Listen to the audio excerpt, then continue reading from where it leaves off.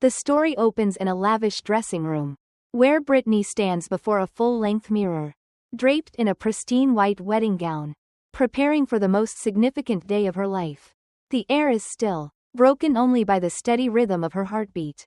Like a clock ticking down to destiny, she checks her phone, expecting messages of love and support from her family, the people she hoped would fill the pews for her wedding. Instead, a cold notification slices through the silence, a harbinger of betrayal. A message from her younger sister, Kristen, lights up the screen. Hey, how does it feel to have nobody from the bride's family at the wedding?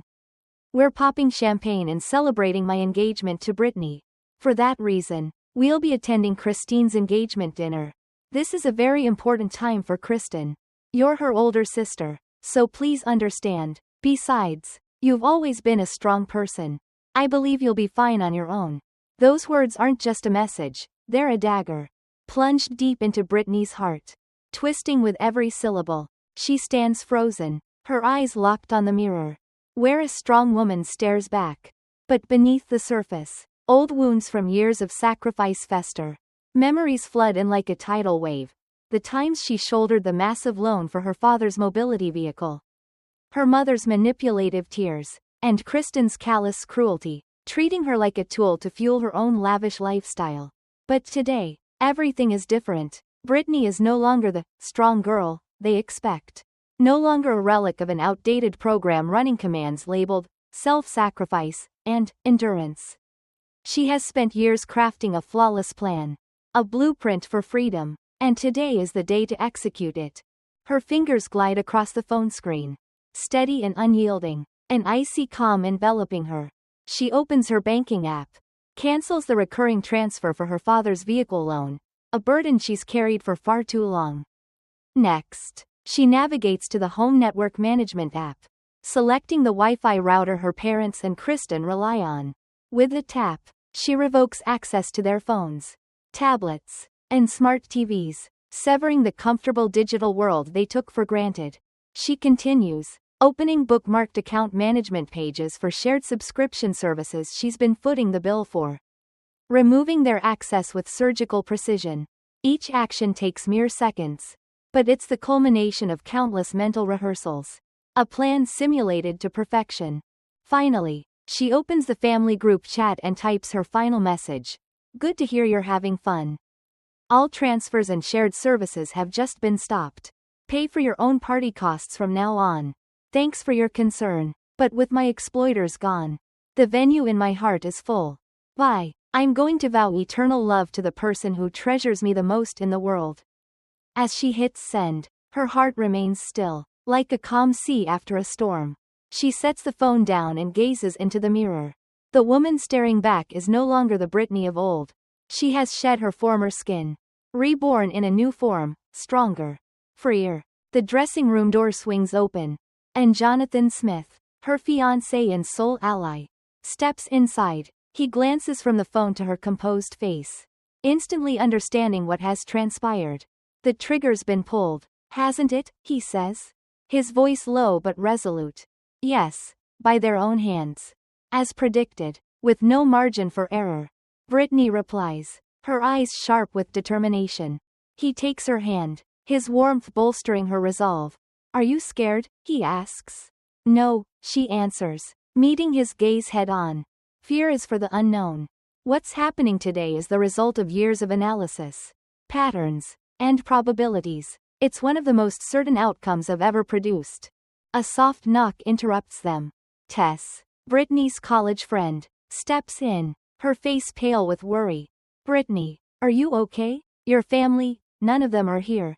Her voice trembles, tears welling in her eyes. Brittany offers a smile, both gentle and fierce. I'm being reborn today, Tess. I've cut every old chain with my own hands. Watch me witness my true birth. Tess wipes her tears, nodding firmly. All right, Brittany, give me your best smile. We're all your family today. The wedding music swells, and the doors open. Brittany walks alone down the pristine white aisle, her steps unwavering. At the end, Jonathan waits, surrounded by the warm faces of their friends. The family section is empty, but it brings her no pain. She knows now that those she once called family only brought one-sided exploitation. Looking at Jonathan, the man who cherishes her above all, she speaks her vows into the microphone with a voice that echoes through the hall. Powerful and unshakable, the room erupts in applause. Her friends cheers, propelling her forward. The reception unfolds on a sun-dappled garden terrace, where soft afternoon light bathes the scene in a golden glow. Brittany, still in her radiant white gown, moves through the crowd of friends. Her smile steady but her heart carrying a faint hollow, a lingering echo of the empty family seats.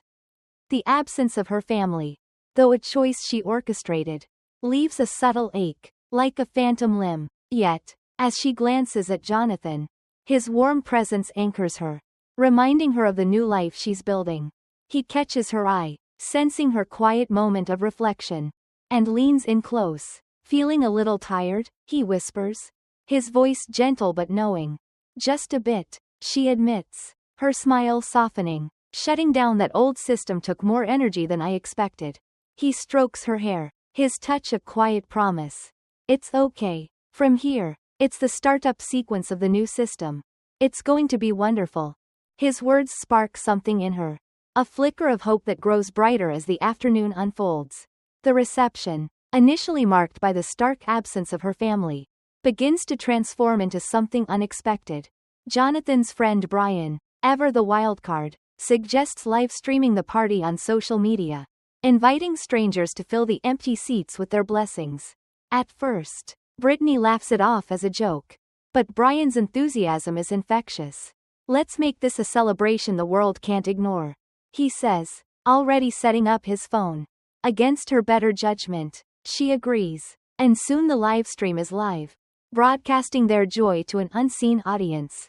To her astonishment, people begin to arrive. Strangers, drawn by the post, trickle into the venue, their faces beaming with genuine goodwill. A young couple, who saw the stream while grabbing coffee nearby, brings a handwritten card with heartfelt congratulations. An older woman, touched by Brittany's story of resilience shared in the livestream's caption, arrives with a small bouquet of wildflowers. I don't know you, but I know what it's like to stand alone, she says, her eyes crinkling with warmth. Before long, the once empty seats are filled with unfamiliar faces, each bringing a piece of unconditional kindness that Brittany has never known. The terrace, once tinged with loneliness, now buzzes with laughter, clinking glasses, and the hum of shared stories. Brittany stands in the center of it all, her heart swelling with an emotion she struggles to name. For the first time, she feels seen, not as a tool, a provider, or a strong girl, but as a person worthy of love. Tears prick her eyes, not from sorrow but from the overwhelming realization that family isn't bound by blood. Jonathan wraps an arm around her, his own eyes glistening as he watches the scene unfold. Look at this, he murmurs. This is what you've created. She nods, unable to speak, her throat tight with gratitude. The stranger's blessings, untainted by expectation, are a balm to wounds she's carried for years. As the sun dips lower, casting long shadows across the terrace, Brittany's mind drifts to the origins of her fight. 5 years ago, the seeds of her rebellion were planted in a moment of crushing clarity. Her father had collapsed in an accident, requiring an expensive mobility vehicle, summoned to her parents' house. Brittany expected a discussion, a shared burden. Instead, she was met with a staged performance. Her mother slammed a catalog onto the table, pointing to the most luxurious model. You'll take out the loan, she declared, as if it were a foregone conclusion. When Brittany suggested splitting the cost, her mother's face twisted with disappointment.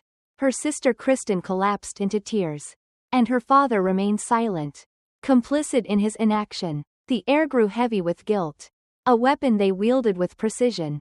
Who do you think raised you? Her mother said, her voice dripping with accusation. How ungrateful you are. That night, Brittany fled to Jonathan's apartment, her heart a storm of anger and betrayal. Together, they began to sketch the blueprint for what would become Project Independence. Sitting at his small kitchen table, they opened a new file on her laptop, naming it with purpose. System name, Brittany's family. She typed, System overview, an asymmetric exploitative system designed with the sister as the primary resource provider and the younger sister as the primary resource consumer. Vulnerability. Unconditional trust under the name, family. Jonathan, ever her partner in strategy, added, make them pull the trigger themselves. It was a long-term plan. A quiet war to reclaim her financial and emotional autonomy. They vowed to collect data, gather evidence of their wrongs, and build the weapons, financial power and undeniable proof, to break free. Back in the present, the reception continues to hum with life. The strangers who filled the seats have become part of the celebration. Their presence a testament to the power of human connection. Brittany and Jonathan share a quiet moment by the terrace railing, clinking champagne glasses as the sunset trembles in the liquid gold. The crisp sound of the clink echoes in the twilight, a symbol of their shared victory. What an unbelievable day, Jonathan says, his voice thick with emotion. I didn't even know how to cry tears of joy until now. Brittany replies, her smile radiant. But the fight is far from over. As the evening deepens, Brittany excuses herself to a quieter corner of the venue. Her phone in hand, she opens Instagram, her other world with 80,000 followers, and prepares to make her next move. This isn't revenge, it's her declaration of independence. A beacon for others trapped in invisible chains. She uploads a carefully crafted post, attaching 3 images, a radiant wedding photo of her and Jonathan, a screenshot of Kristen's mocking message, and a screenshot of her mother's email calling her a strong girl. Her caption is deliberate, each word laced with conviction. Today, September 14, 2025, I married the love of my life. Jonathan Smith. I offer my heartfelt thanks to the friends and strangers who filled our day with love. To my family, who chose absence over support, I am grateful in a way. They taught me that blood does not make family. Today, I ended every tie with those who disrespected me. To anyone wearing themselves down under the chains of, because they're family, know this. Your true family is those who value and love you. My new life begins here. She presses post. And within moments, her phone lights up with notifications. Comments flood in. The hashtag Brittany wedding begins to trend. And her story spreads like wildfire. The world hears her quiet act of defiance. And the response is deafening. Brittany sets her phone to silent, knowing the storm that's coming. She returns to Jonathan, who's waiting with a knowing smile.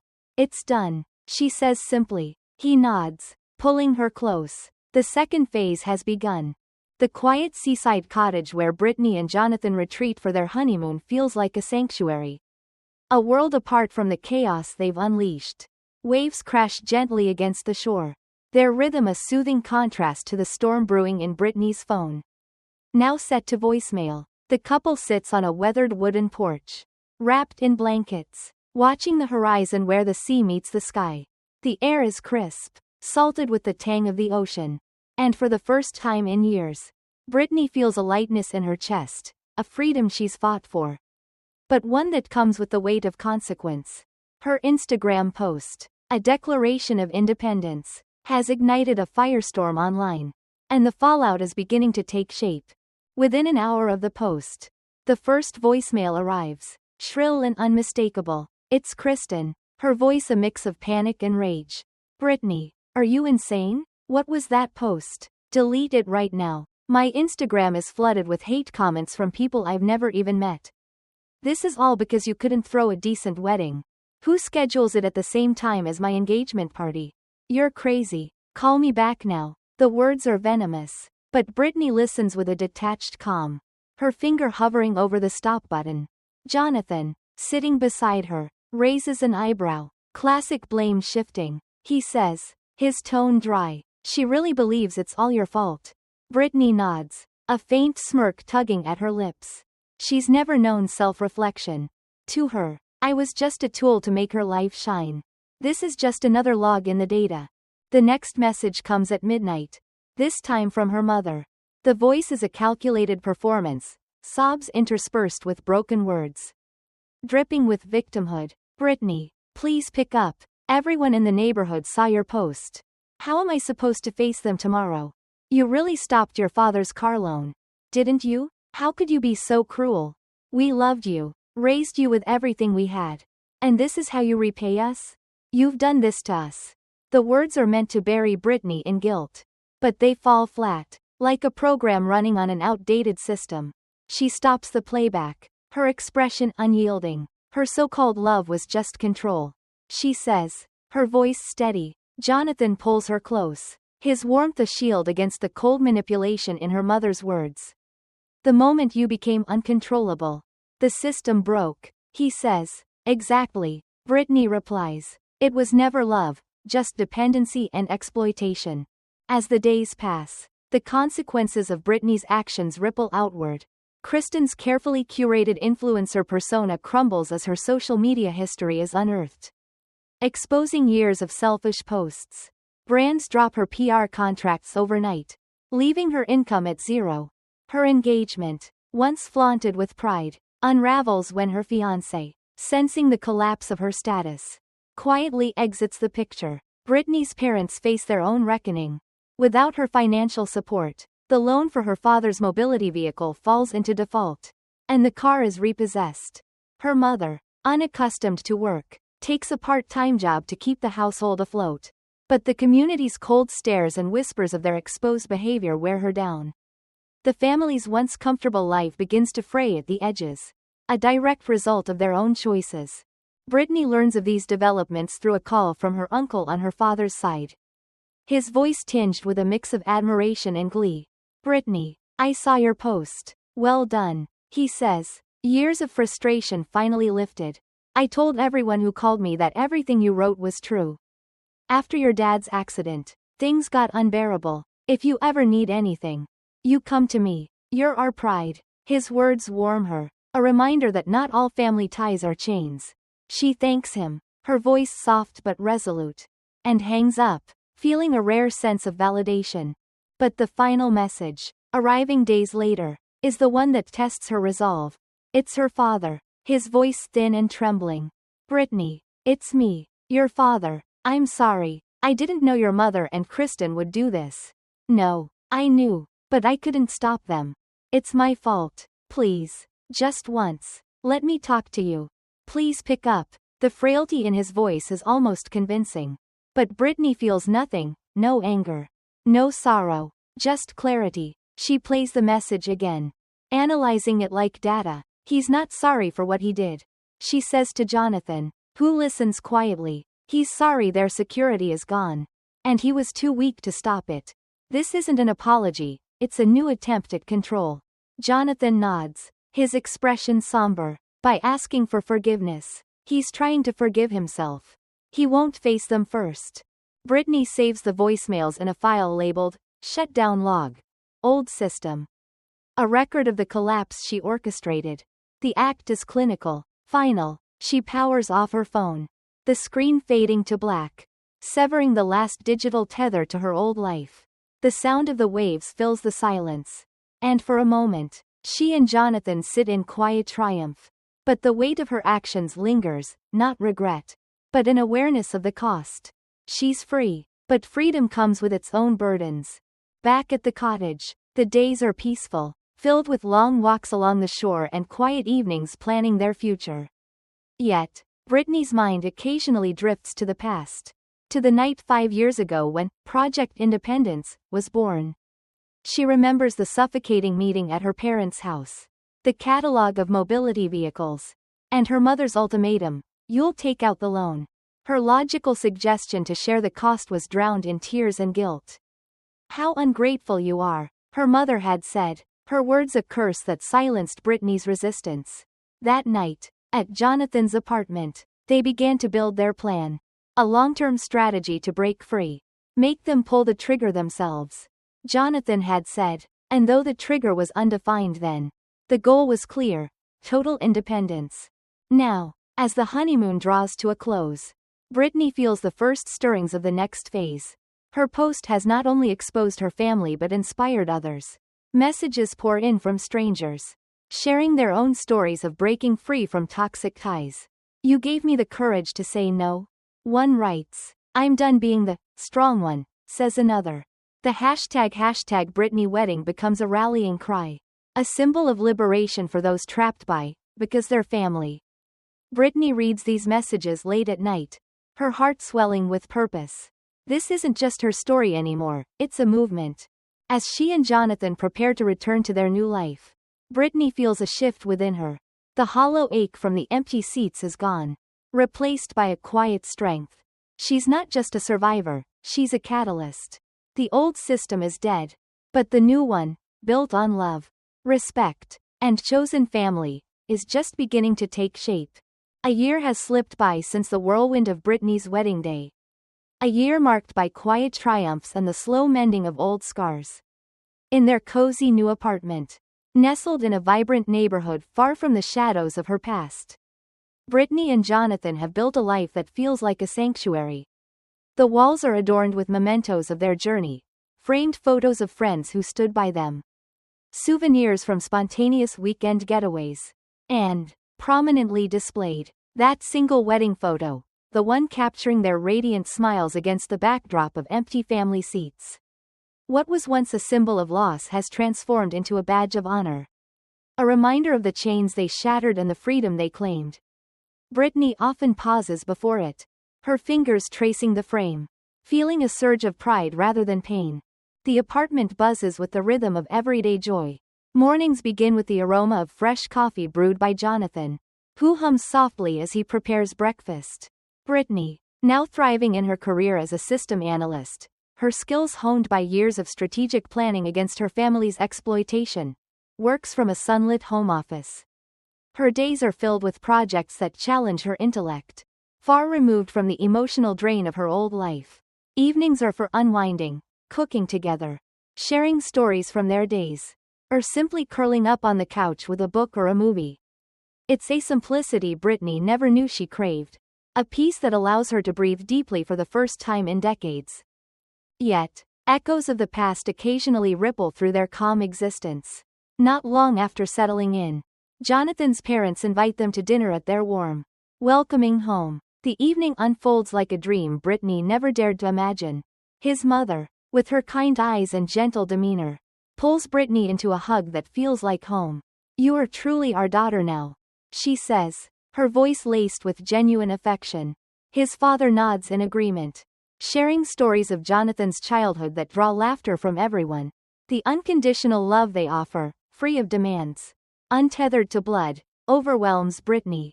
As the night progresses, surrounded by their warmth, the dam she's held for so long finally breaks. Tears stream down her face, not of sorrow but of release, washing away the buried grief of years spent in a loveless system.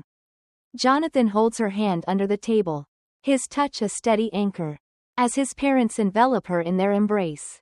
In that moment, she understands fully.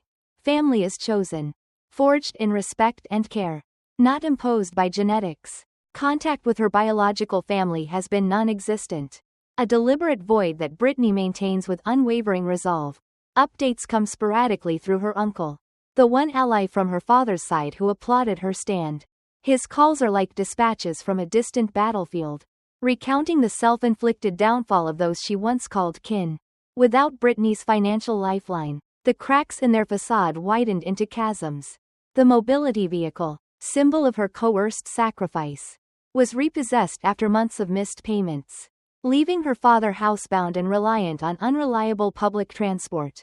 Kristen, the self-proclaimed influencer whose world revolved around superficial glamour, saw her empire crumble. The backlash from Britney's post unearthed old posts dripping with entitlement, leading to a mass exodus of followers and sponsors. Her income vanished, forcing her to confront a reality without handouts. Her engagement, built on shaky foundations of status and convenience, dissolved when her fiancé bolted, unwilling to weather the storm.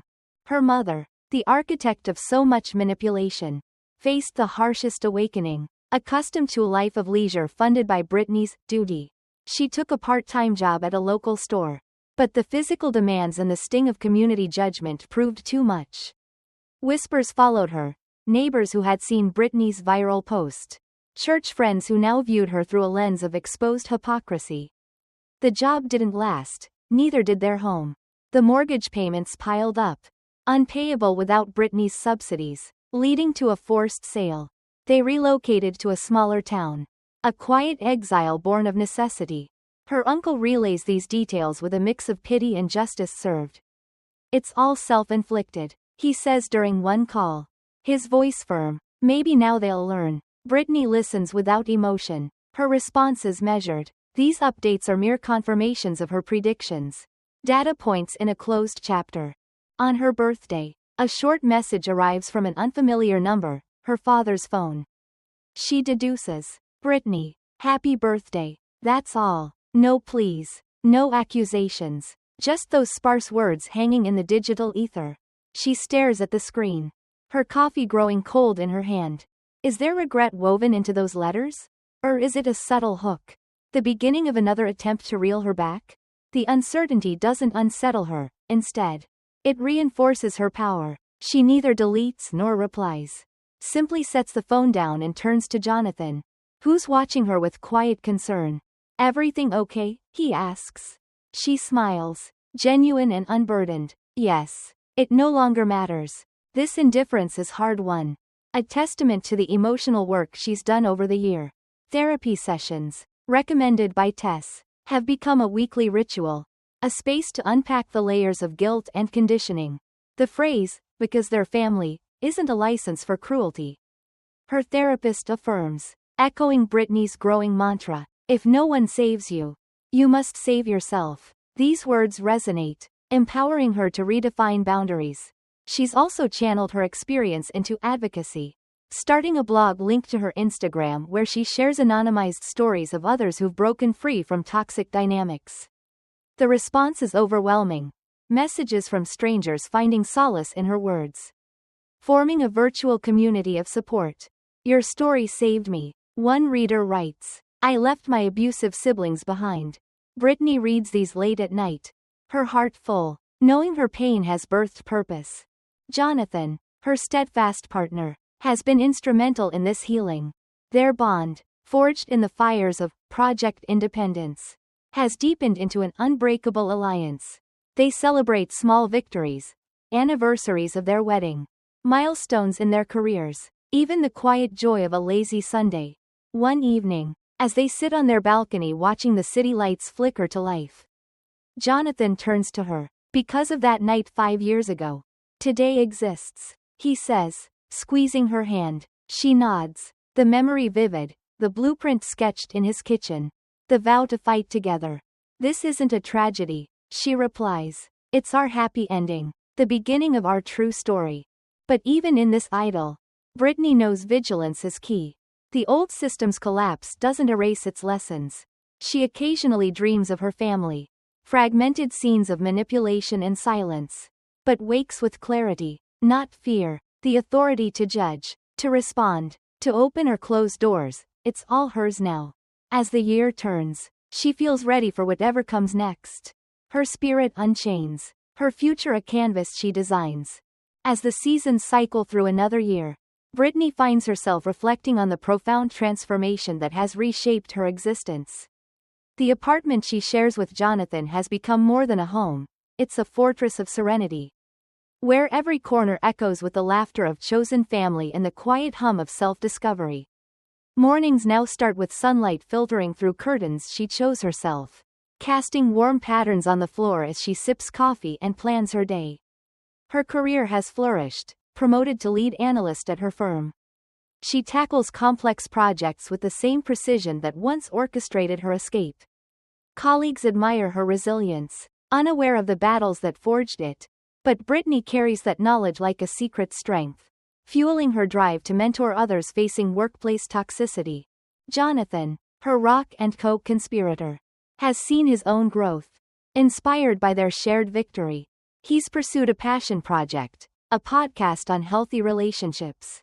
Drawing from their story without revealing details, episodes explore themes like setting boundaries and recognizing manipulation, resonating with listeners worldwide. Together, they host intimate gatherings with friends, Tess, Brian, and others who filled those empty wedding seats, turning their living room into a hub of genuine connection.